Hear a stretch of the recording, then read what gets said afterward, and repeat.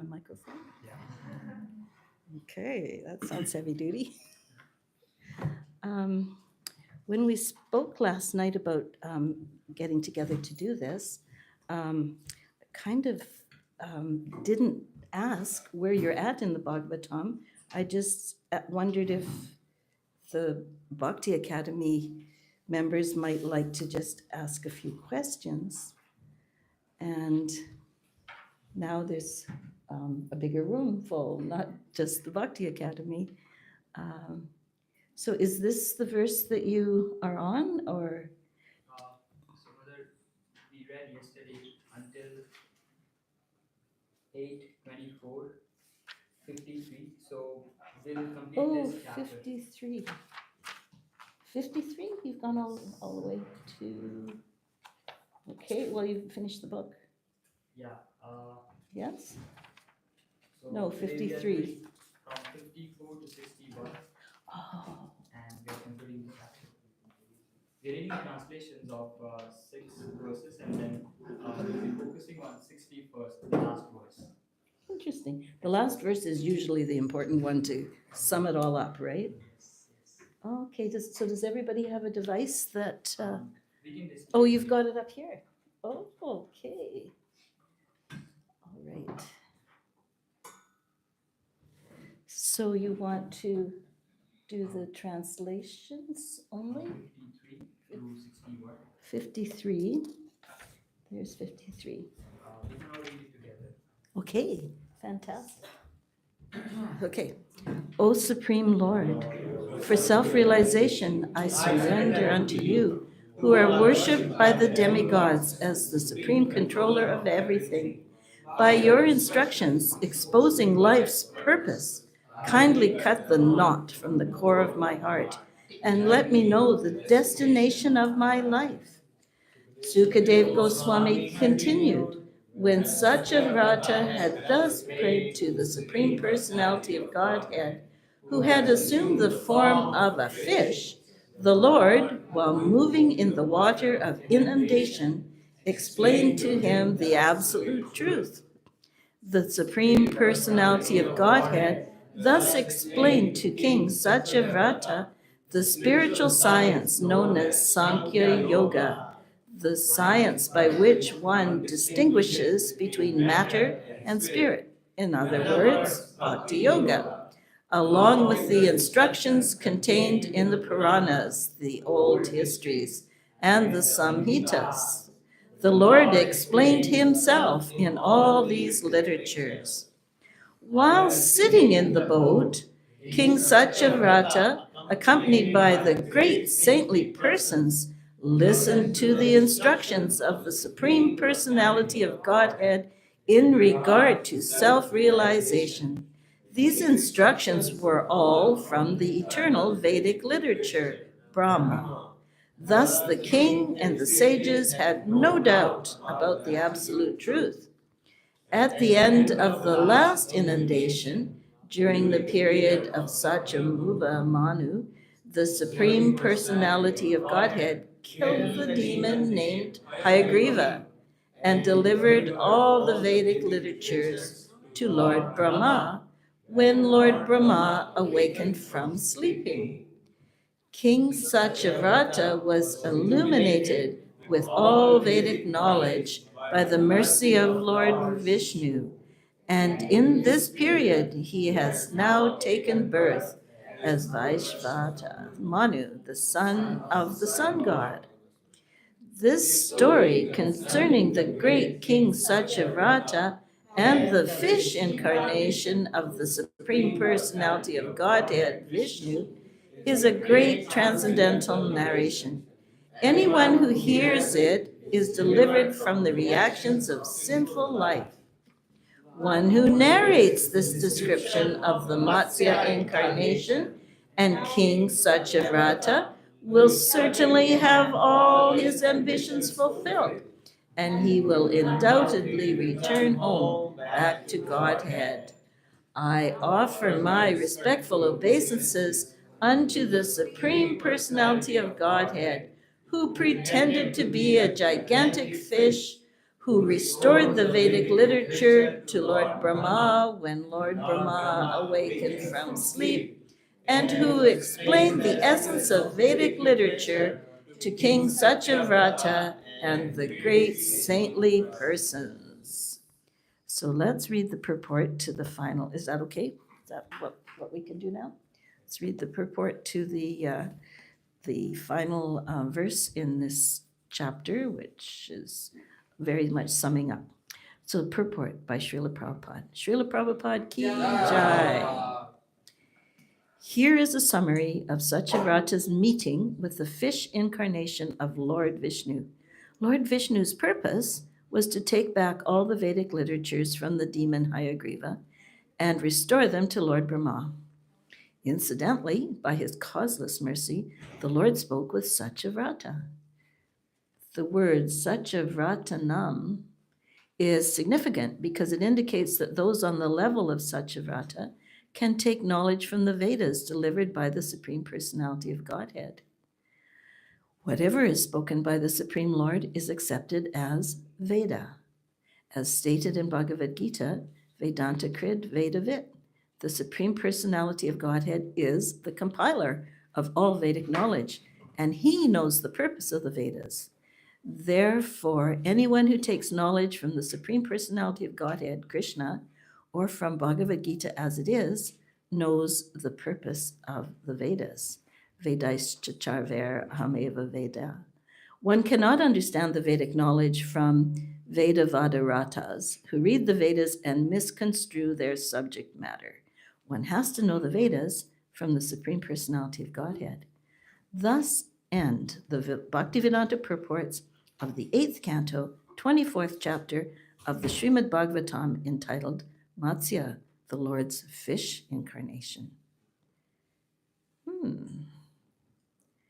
Very nice. End of the 8th canto.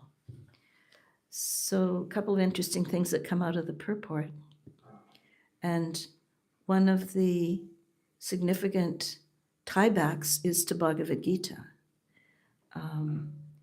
And to the knowledge in Bhagavad Gita as it is, where we are given to understand that the Supreme Personality of Godhead is the compiler and the source of all the Vedic knowledge, and he knows the purpose of the Vedas. And therefore, whatever he says is Vedas. And that nice verse is at chapter 10, text 10, Vedaischa charver. One, and the other warning that he gives, we can't understand the Vedic knowledge from people who just repeat it without having imbibed the purpose of it. Bhagavad Gita is quite interesting about the Vedas. Have you noticed that when Bhagavad Gita mentions the Vedas, it's often in the sense of like, don't be bewildered by the flowery words of the Vedas. It's very interesting warnings about not being misled, not falling into an easy trap. So that puts us in an interesting situation, because I've certainly noticed that when devotees, the first thing that newcomers, when they come, they usually, they figure out what to eat and not eat. They figure out what to wear and not wear. And they learn some very important philosophy, and they learn to play kartals, and they learn to chant Hare Krishna. And then sometimes they wonder, what else? What's next? What happens after that? And there's a couple of obvious angles that people sometimes go down. One of them is to try to find out what's the hardest vow I can take, what's the next important vrata, how many nirjalvis and how many hard things like that is there to do. And they think that must be the next step and the next purpose. I'm sure none of you have fallen into that trap, because you're all travel to India, move to India, learn Hindi. marry a village girl um, and don't let her learn to read and write. No. So that's one thing that people sometimes try to think is, what are the external more and more things I can do? And um, it's interesting because what ends up happening with that one is we move away from exactly what Prabhupada gave us and try to go to more and more complicated and difficult practices. Another thing that the trap that people sometimes fall into is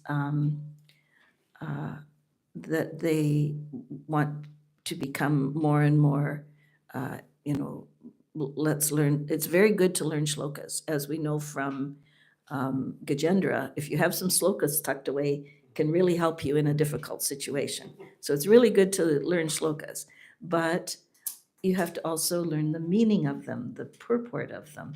So just being able to rattle off a bunch is not as good as actually learning the underlying importance of it. And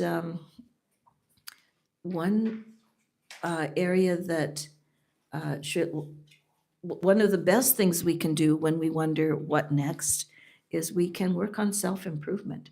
Work on being someone that is uh, a good advertisement for Srila Prabhupada, is a good, a decent human being on top of being able to chant Sanskrit slokas, wear the right clothes and tilak, and wear the Srila Prabhupada was asked one time, how can you tell a Vaishnava? And he's perfect gentleman, perfect gentleman. So we should all learn how to be perfect gentlemen and ladies. That does mean we should understand Vaishnav etiquette, but we should also understand the etiquettes of other cultures and not transgress them. Um, I understand that you had a very nice Vaishnav etiquette course here a while back. Were most of you at that? No, but the Bhakti Academy mostly was?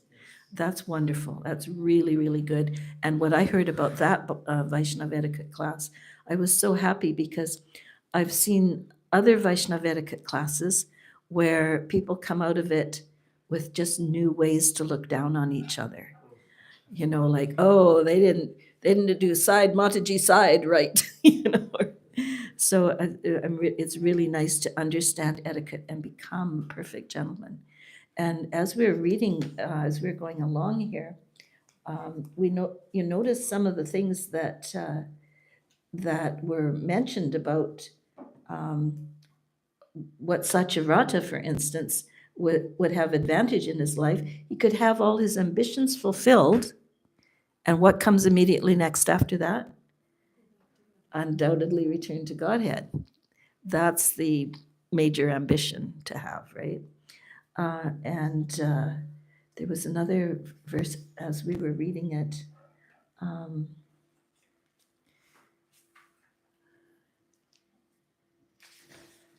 There.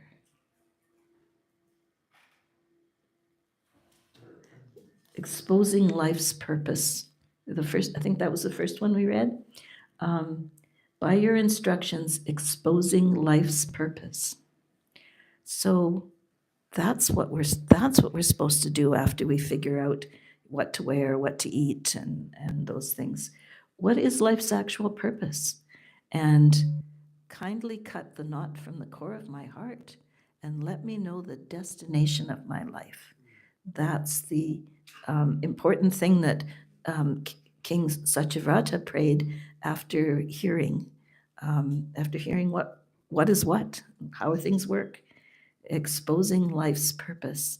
So the important thing about life's purpose, the knot in our heart is about, what binds us to material life, what binds us to the idea of lording it over other people, what gets us wanting more than our quota, even at the expense of other people's quota.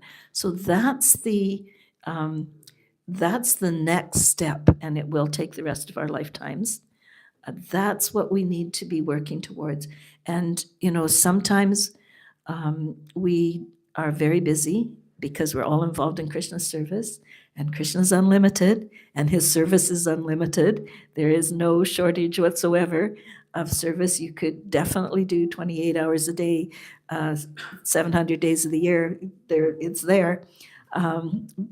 But we also have to take time for introspection, because this knot in our heart, right? We have to be looking at our heart.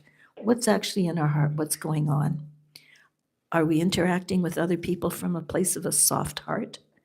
Are we interacting from a lording it over perspective? The performance of more and more difficult vows, more and more difficult vratas, is known to harden the heart. So we want a soft heart. We want to be thinking about, what did Srila Prabhupada, do for us? The message that he brought, and how can we compassionately share that with others? Not in a way like, I know the truth and I'm the only one that knows the truth, and the rest of you are all wrong. But kind of like, you're all beloved sparks from Krishna. You're all part of Krishna. And he absolutely loves each one of us. And so when we are doing outreach or trying to explain things to other people, it's not that I'm the only one that knows and I'm going to tell you, but it's that you've known this knowledge since forever.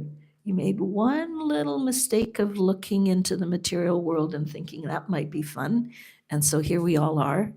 And let's all try to get back home. Let's all help each other get back home. And remember, that is the actual starting point for everyone, even the strange people we might meet outside, or the boss that is seeming to be nasty. Everyone has always done the best they can with what they've got. And we can become soft-hearted and help everyone make this jailbreak and get back home together. What is our timing like today? What are we? Where is somebody that wants to tell me when should we stop? We stop it by 8:30 usually. Okay, that's fantastic. What I prefer to do, if it's okay with you, is hear questions. I don't know if what I'm saying is at all what you want to hear, but if you ask questions, then we'll know. I see a hand up over here. You mentioned about that we have to be representative of Prabhupada, but at the same time, in yesterday's class, we were hearing about taking a menial certain. Well, obviously, if we're representing our guru, we would like to, like, how people give my gurus, like, people should be giving my guru more respect and stuff. But at the same time, we were talking about taking a menial position yesterday. And so you're wondering if that might be incompatible, because if people should respect my guru, then they should really respect me, and they should give me a lot of honor, because that would be respecting my guru? Is that kind of the conundrum you're I seeing? mean, kind of the thing, like, if I'm representing my guru, I'll be going, like, okay, I'll do this thing, so that people will think that I'm a nice person and I'm a disciple of Prabhupada. Like, not direct disciple, but Yeah, a follower. Yeah, a Shiksha disciple and a follower of Prabhupada. Yeah. The thing that actually, because everybody has come to the material world to be the star of the show. Everybody has come to the material world like, this is my movie, and all the rest of you are the supporting cast. That when people are in that mood, it doesn't, they're not very happy to see somebody else that is also showing up that they're the star of the show. They're much more happy to see someone else who shows that they understand they're just a supporting player in my show. And we have the example of Chaitanya Mahaprabhu when he went to talk with the Mayavadi sannyasis. He did not go in, I am representing Krishna, And I have the absolute truth. I understand the Vedas better than anybody. In fact, I'm the source of the Vedas. So let me tell you how it is. What did he do instead of that? Yeah, he sat at a corner in the shoe place, about the lowest position he could take in that particular group right then. And that's where he sat. And it took a while for them to notice, but when they noticed, woo, were they impressed, right? They're like, wow, look at how he's shining. And, another example is Chaitanya Mahaprabhu with Sarvabhauma Bhattacharya. Again, like he could have said what he said at the end, at the beginning, like, you don't know what you're talking about. You don't make any sense. You're talking, but it doesn't line up. But he didn't. He listened. How long did he listen? Wow, right? So he did not go like, I am the representative of the greatest. He quietly allowed Sarvabhauma Bhattacharya to get it all off his chest. And when Sarvabhauma Bhattacharya said, are you getting it? Only then did he say, okay, you've asked me, so now I'll tell you. He didn't come in with telling. So there's no dishonor to our spiritual masters if we come in humbly and if we come in on an interactive level and we wait to hear where they're at before we start to unload onto them or download into them So the glory of the Vaishnava is the humility, is the idea that we have self-control enough to not demand to be the star of the show ourselves. And you shouldn't do it just because it is productive, but it is really productive. It really is, it really works. It shows respect to the other living entity that you are hoping to interact with. And also shows respect to our spiritual master, because in respecting our spiritual master, we shouldn't try to be equal to them. We shouldn't try to be worshipped like them. We shouldn't say, well, in order to respect Prabhupada, you should therefore bow down to me. In order to respect Prabhupada, you should give me prasadam first. In order to respect Prabhupada, you should, you get the point.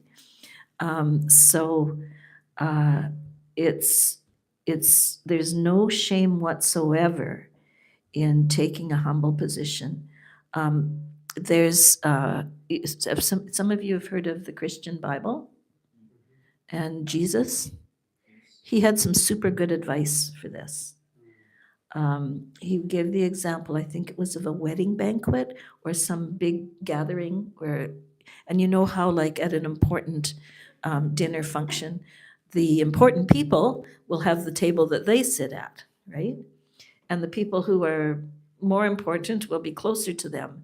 And the people who are less important will be, it doesn't matter where you sit, but somewhere over there, right?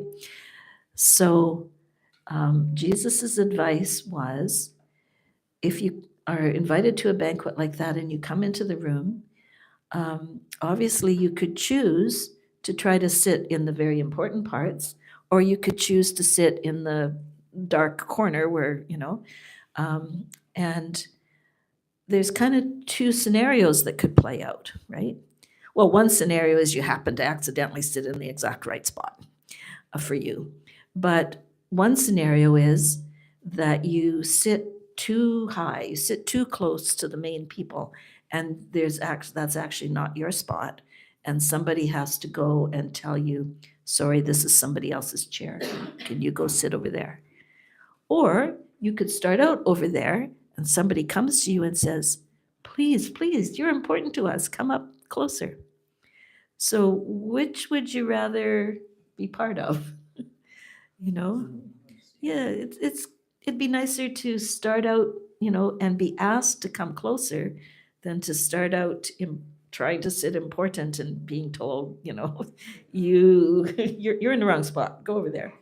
So taking a humble position, taking a acting like you're not the star of the show, actually learning that we're not the star of the show. And, we have really interesting cultural practices that some of them are just, help us realize we're not the star of the show. One thing is we don't take our prasadam until the Lord has had his and hers, right? We we wait. We're in the servants' quarters when that stuff is considered. They have their royal meal, then we in the servants' quarters take what's left. So 3 times or 4 times a day, we, build some humility. Also, when we meet each other, we show each other respect, even to the point of getting down on the ground, right? And that's what we are trying to learn. Not how can I show off, but how can I cut my false ego down, cut this knot in the heart, slice by slice, several times a day, until our heart is actually softened and we actually do honor all living entities and understand their spark of Krishna. I mean, it's very interesting that this is about when Krishna came as a fish. Would we have ever thought Krishna would come as a fish? But it explains in Srimad Bhagavatam that he's pretty much come in everything. He's been everything. There's innumerable, like we know about many of the incarnations, but we don't know about all of them because there's way more than can be, fit into this many cantos. We understand that our Srimad Bhagavatam is quite a percentage smaller. It's a condensed version of what the Srimad Bhagavatam is in the spiritual world. And so even, what we can understand is Krishna didn't disdain any of these species. A tortoise, like some of these creatures we think of as being quite lowly, but Krishna was not bothered to take that form for that purpose, right? So we should not be bothered to just take a humble spot. And that will bring great glory to our spiritual master and our movement if we are humble. But if we are puffed up, there's a lot of people that won't even bother to find out what we've got. They'll think, oh, those people are just puffed up. Those people are just another materially motivated, let me be the star of the show person. Our main difference is that we are trying to be humble. Abhinav? I have a comment. I remember hearing that you have to be like salt and not be too much, but not be too little. Just be the right amount. Just be the right amount. Very good point. Thank you. Another comment, as you were speaking, Mother, reminded me of Jayananda Prabhu. Like he was living that example. He would always be behind the scene, Yep. but just by his action and his humility and his love, I think he was the star and he glorified. I mean, he brought glories to Srila Prabhupada. He did, yeah. He didn't mind getting in there up to his elbows in the grease and under the vehicle, and yeah, that is what brings glory in this in the material world, because everybody's trying to be the star. That doesn't bring any glory. But those who are willing to be humble, take a humble position, serve. I remember the first time I went to the Festival of Inspiration in New Vrindavan. I don't think they have that exact festival anymore, but that was, now they have a festival every weekend practically, but at that point, that was a big deal. And New Vrindavan had just recently come back to being part of ISKCON. And Mother Malati Prabhu, I don't know if any of you have read The Pastimes of Srila Prabhupada, where Mother Malati is part of the, and so she is someone that Srila Prabhupada said he would give up his life for her. What an amazing, devotee she must be. So somehow or other, I was traveling with the Toronto devotees down to New Vrindavan. Somehow or other, we didn't leave late after the festival. We stayed one more night, and we were getting into the car right after the morning program and driving back up here. And there was Malati out on the lawn picking up the litter from the festival. I was stunned, like she's picking up the garbage. But that's, she's thinking of herself as a servant of Krishna. She's thinking of herself as Prabhupada wouldn't like this garbage here, let me fix it. She did not go find, she was important then. She might have been the temple president. She didn't go find, hey, you clean up the garbage. She wasn't like that at all. She's like, oh, let me do it, So that is, that's the example that we need to be going for. Okay, over here and then Sanatan Dharma. Hare Krishna. When we talk about Vedas, it always kind of very confusing. Sometimes we see people have very positive opinions, sometimes very negative kind of. And at most of the places, it's considered very confusing because of the flowery language, and it's mostly centered around the material pleasures and the rituals to get the material pleasures Exactly. to be going to the heavenly planets. Mhm. So what's the whole and sole purpose of Vedas? Why are they so confusing, and why we always talk about Vedas? Why Vedas are the foundation of everything? And then it is also said that Srimad Bhagavatam is also kind of conclusion of Vedas, but Vedas are not centered around Bhakti. Bhakti is not the center of Vedas, and I'm kind of very confused. Very good questions and very important questions. So, and pretty much what we were reading today is leading directly to we need to figure this out, right? So, Krishna is very kind to the living entities and has put down a ladder for us all to climb to get back to where we need to be. It's like if you fall down a well and somebody wants to help you get out, I mean, they could just encourage you, okay, just climb the walls, they could be your well wisher, but unless they give you something by which you can actually get yourself out, you're not going to get out. So Krishna's given this, it's called the yoga ladder. Have you studied the yoga ladder in your group? Yeah. Yeah. So the yoga ladder is so useful because it starts right where the living entity is at the bottom of the well. And it starts right there where the living entity is pretty much only thinking about me. What do I, how am I going to get rescued? How am I going to have a decent life? And, it's so interesting. Even Shikshashtaka starts there, right? The nectar for which I am always anxious starts where we're at. And so the Vedas have something for everyone, even somebody that's at that bottom level, like how can I get what I need? Even Maslow's hierarchy of needs: food, clothing, and shelter. Just survival. So the Vedas have that, and they have recommendations for how to meet the various needs that humans have.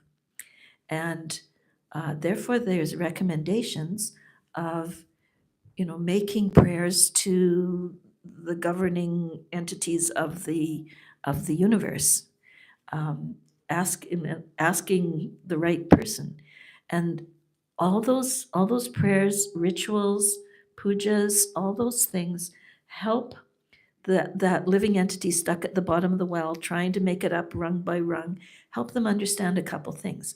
First, it helps them understand they aren't in control. It's not by their own power they're getting out of this well. They do have to satisfy somebody else. They have to be the servant of somebody else. So, in the rituals, the pujas, it's like you offer something, right? You don't just stand there and demand, okay, I need good marks, please. It's like, I will give this money, I will give this jewel, I will give this fire sacrifice, I will do something to show that I'm serious and beg that in your mercy you will, um, some power that's in charge of aspects of the universe. And so, in the process of trying to satisfy that personality, you learn something about what they like, right? There's no point bringing something they don't like. There's no point in trying to satisfy them with stuff that makes them upset. So you learn something about them. Gradually, you even come to the point of thinking they're pretty cool. They're pretty nice. And the ultimate top of the rung would be that you would understand that, hey, I love them. They're really, really important and nice. And they've been so kind to me getting this ladder. And so actually in the end of it is bhakti yoga, right? Is the falling in love with the Supreme Lord, the source of everything. So along the way was the Vedas, so for someone who's already on the top rung, there's no need to go back to the middle rungs. But for somebody that's at the bottom, those middle rungs are necessary, right? They're part of the way. So, the purpose of life, when you know the full purpose of life, or as Krishna says, Vaidashta Charver, that part is when you know the purpose of the Vedas and you know that the purpose of the Vedas is Krishna and getting back home to play with him again or support his pastimes in the spiritual world, when you know that purpose, then you don't actually need to be working too hard on those middle sections. But if you find the middle sections too attractive, you won't actually make it to the top. So the flowery words of the Vedas, and that is it chapter 15, the banyan tree, the beautiful banyan tree, and it describes it so nicely, and you're thinking, oh, this is so lovely, what a nice nature picture, and then it's like slash those, like slash that banyan tree.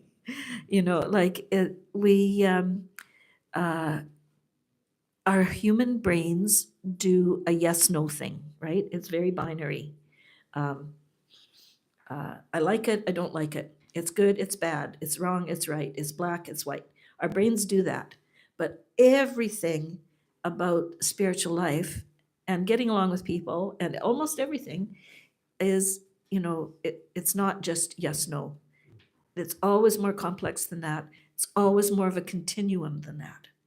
So the Vedas have their place on the continuum, and obviously to be greatly respected, but the end result of the Vedas is Krishna, who is also the source of the Vedas. So by the time you've gotten some glimpses of the end result, you may not need those middle rungs anymore. Still, those middle rungs need to be greatly respected. Does that help at all? Very short Thank thing. you very much for that. Thank you. Okay. Prabhu has the nice. There we go. The banyan tree, all flowery and confusing and trapping. And it's got its own knots, doesn't it? Yeah. Yep, thank you. Very nice to put that up. So when we really desire Krishna, then all the rest of it is like, well, that was nice. Oh, I see there's words here. Pious acts, Vedic hymns, economic religiosity, sense objects. What's that one over there? Sense gratification and impious. Even impious acts. Yeah. Very nice picture. Liberation. Yes. Okay. Sanatan Dharma, you had a comment. Mother, I really liked your point that many a times we might get stuck in increasing the external verbs and forget to internalize the process of bhakti. So you're mentioning it's vital that we try to introspect on our interactions that we have with Vaishnavas, and they should be soft-hearted. So my question is around that, Mother.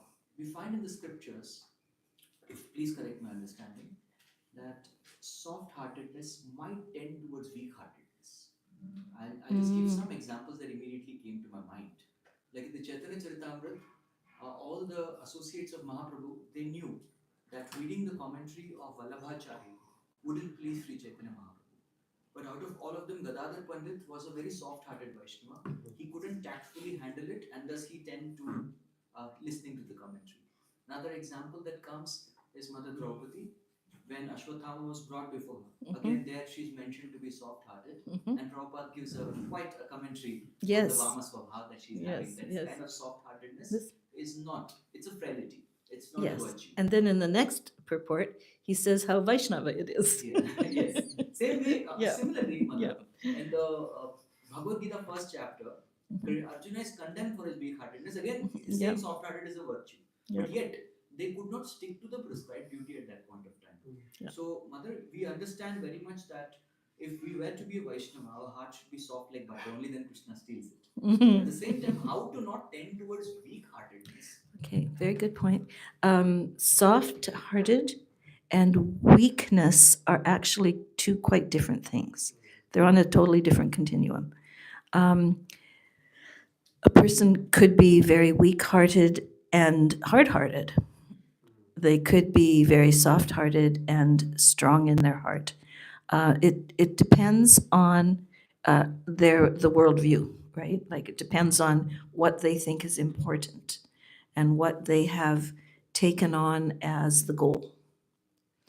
So, and also with like weak-hearted, often is when someone doesn't have a strong compass, doesn't know who the boss is, so takes you as the boss today and me as the boss tomorrow and her as the boss the next day, and whoever they're talking to, they fall under the sway of. So weak-hearted, they do not have the courage of their convictions. They don't want to insult anybody, so therefore they just go along with others. Now that would be weak-hearted.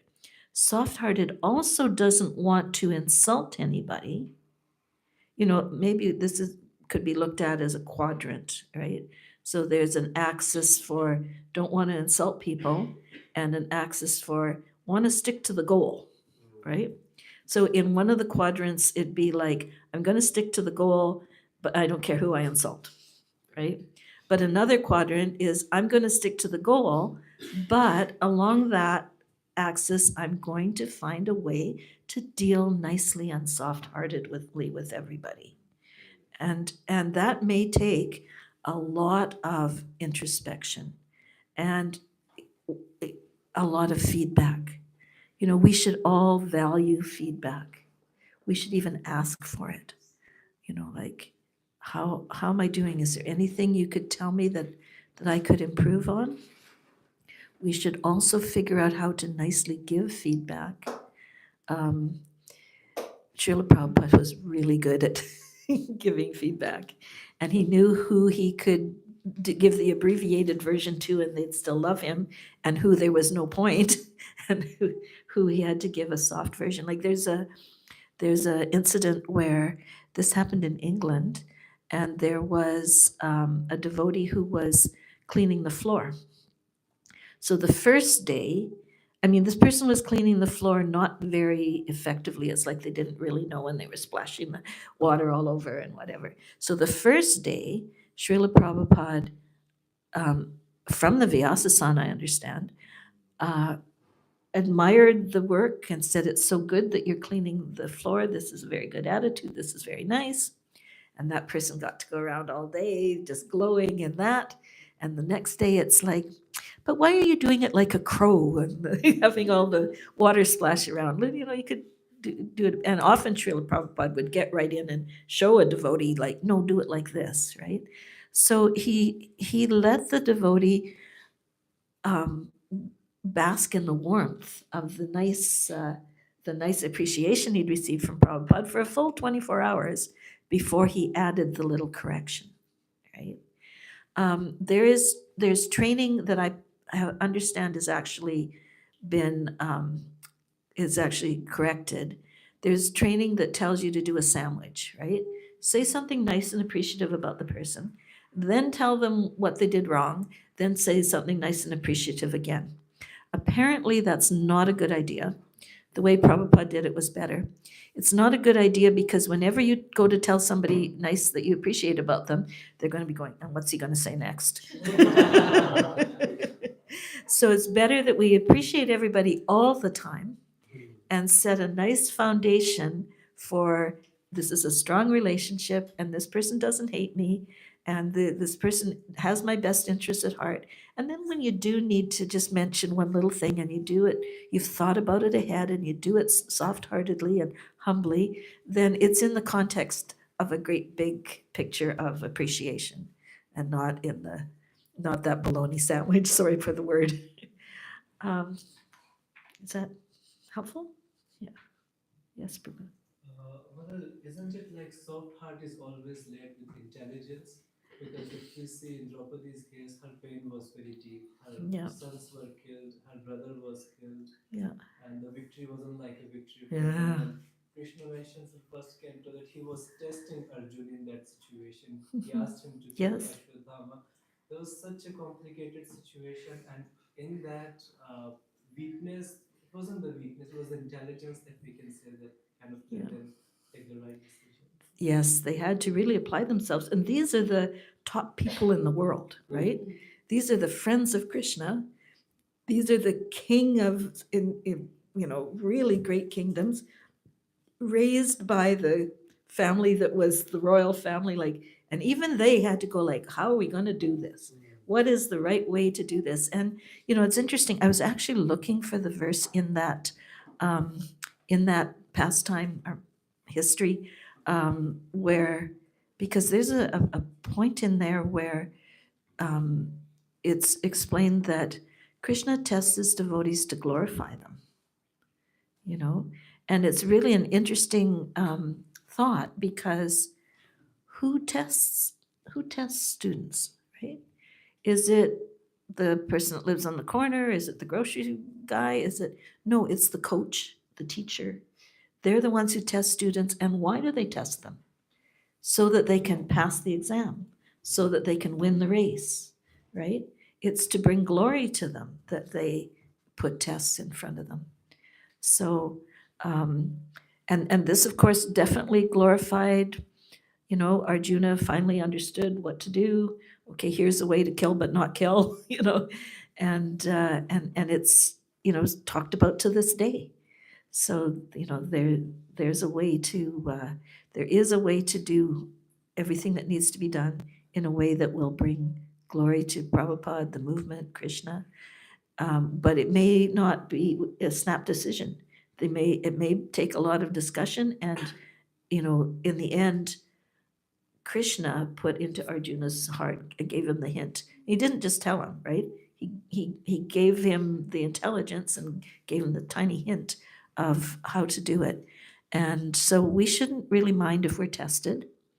When we're tested, it means that we're in a program, we're enrolled in a course, and we have a coach, a teacher who wants to let the world see that we're doing well, that we're making progress. That's the purpose of tests, right? And there's just one thing, I have a personal complaint about this testing program, and that is that there's no summer vacations. You have one test and you pass it, and kaboom, there's the next one. But we can take all these tests as a sign of love and appreciation and belief that we're going to succeed. We may not succeed with the first try, but we're going to succeed. The tests are for the purpose of our growth. And with Krishna, everything, it's like poetry. There's multiple layers to it, right?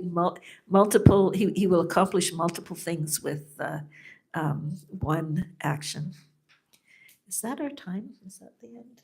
That's our time. Okay, one last question? Okay. Mother, you were talking about being humble. So we can definitely be humble around devotees, but when we go out, maybe at our workplace or anywhere outside, we are dealing with people. So if we be humble, they will take it as we are being weak and they will try to step over us and take advantage. So how do we deal with that? Should we be humble there or no? I mean, I was talking with a devotee and he said that you cannot really be humble like this outside. You have to show what you do to also progress in your material life. So you have to That's a different thing. Um,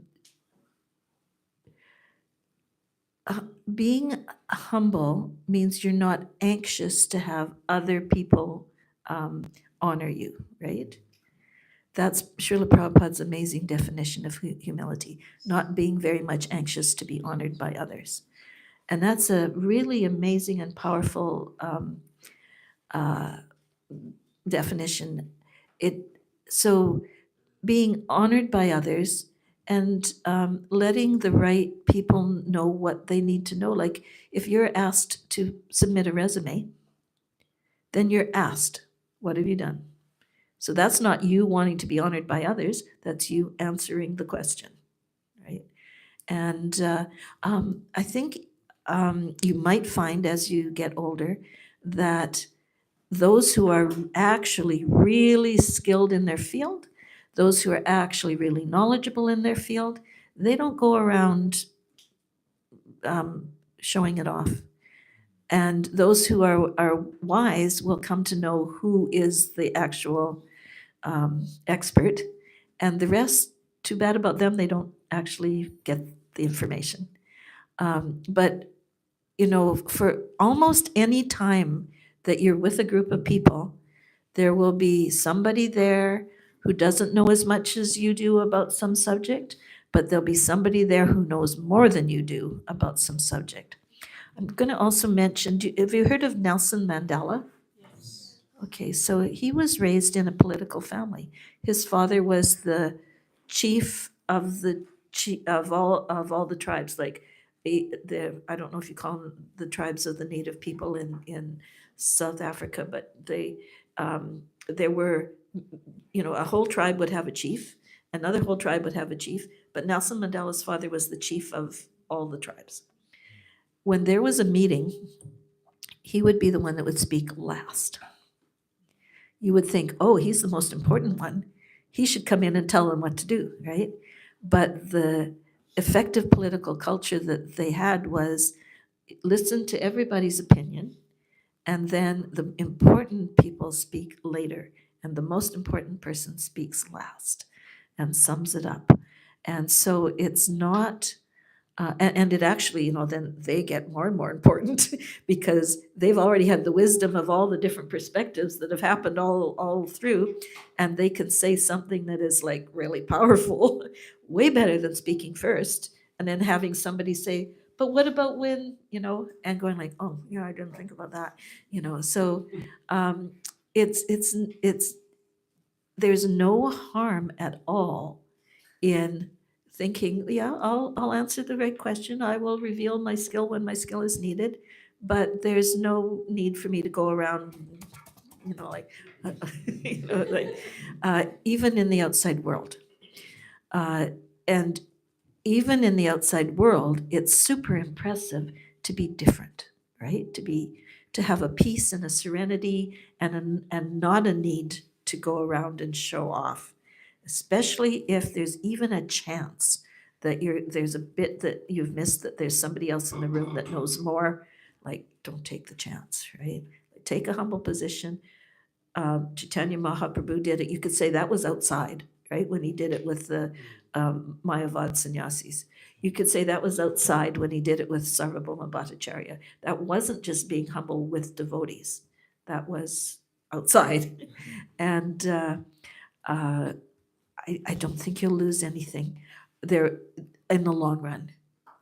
You might actually lose something in the short run, even trying to show off, because there might be somebody that knows more than you, shuts you down, and you might gain in the short run, but in the long run you'll always gain from, you know, taking a humble position and letting your ability speak for itself rather than talking it up, and honestly answering questions. If somebody wants to know, what have you done? If your boss wants to know, have you done this before? Do you have this skill? It's like, yes. Or you can even go and offer your skill. There's, you know, like, I see this project has this problem. Well, it happened that in a previous location, I learned how to do this, and maybe that could help in our project. Would you like me to try? You know, like, it can all be done in a nice, soft-hearted, humble way. Humble doesn't mean low self-esteem. Remember Srila Prabhupada's definition, right? Okay, good. Is that okay? Okay, shall we close it there? Thank you all so much. Please accept my humble obeisances. Srila Prabhupada ki jai, Srimad Bhagavatam ki jai.